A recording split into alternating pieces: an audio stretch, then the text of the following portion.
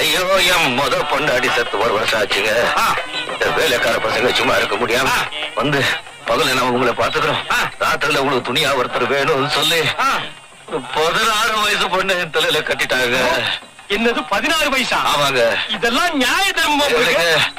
நானும் போட்டுக்காத இன்ஜெக்ஷன் கிடையாது, சாப்பிடாத லேகம் கிடையாது, முருங்காக்கா மேலேயே படுத்துக்கிறீங்க. ஒன்னும் பிரயோஜனம் இல்லைங்க. தண்ட கழுறாங்க. பகலெல்லாம் சீதா மாதிரி இருப்பா, ராத்திரி ஆச்சுன்னா சிலுக்கா மாட்டுவா.